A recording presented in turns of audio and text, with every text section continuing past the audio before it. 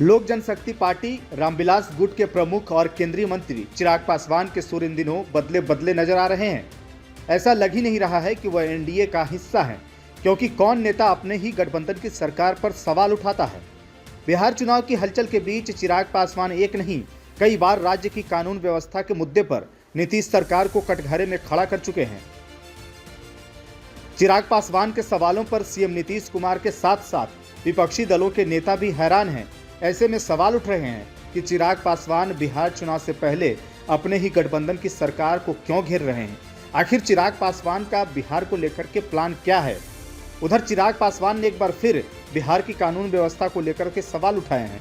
इसे लेकर राष्ट्रीय जनता दल के नेता तेजस्वी यादव ने भी चिराग पासवान पर तंज कसते हुए कहा कि वह भी सरकार के ही अंग है। तेजस्वी यादव ने मीडिया से बातचीत के दौरान कहा कि बिहार में अपराधी विजय और सम्राट हो चुके हैं, लॉ एंड ऑर्डर का क्रिमिनल डिसऑर्डर हो चुका है और चिराग पासवान भी सरकार के ही अंग है जो मुद्दा उठा रहे हैं। उन्होंने चिराग पासवान पर हमला बोलते हुए कहा कि चिराग केंद्रीय मंत्री हैं, उनके 5 एमपी हैं, ऐसे में खुद को कमजोर क्यों समझ रहे हैं।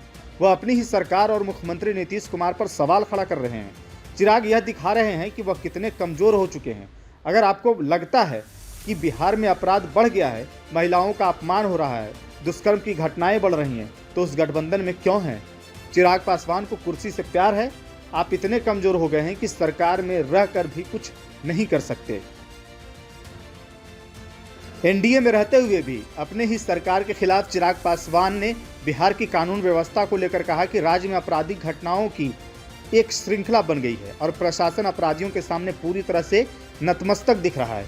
चिराग पासवान ने पटना में मीडिया से बातचीत के दौरान कहा कि यह बात सही है कि इन घटनाओं पर कार्रवाई भी हुई है, लेकिन सवाल है कि ऐसी घटनाएं घट क्यों रही हैं। अब तो लगता है कि प्रशासन पूरी तरह इन घटनाओं को रोकने में नाकामयाब है। अगर ऐसा ही चलता रहा तो प्रदेश के लिए आने वाले दिनों में यह बहुत भयावह परिस्थिति पैदा कर देगा। चिराग पासवान का प्लान बिहार को लेकर के क्या है, ये अभी साफ साफ किसी को समझ में नहीं आ रहा है। लेकिन हाँ, इतना जरूर लग रहा है कि वह एक रणनीति के तहत चल रहे हैं। कुछ लोग इसे चिराग पासवान की दबाव की राजनीति के रूप में जोड़कर देख रहे हैं, क्योंकि चिराग ने पहले कहा था कि उन्हें अपनी पार्टी को ज़्यादा से ज़्यादा सीटों वाली पार्टी बनाना है।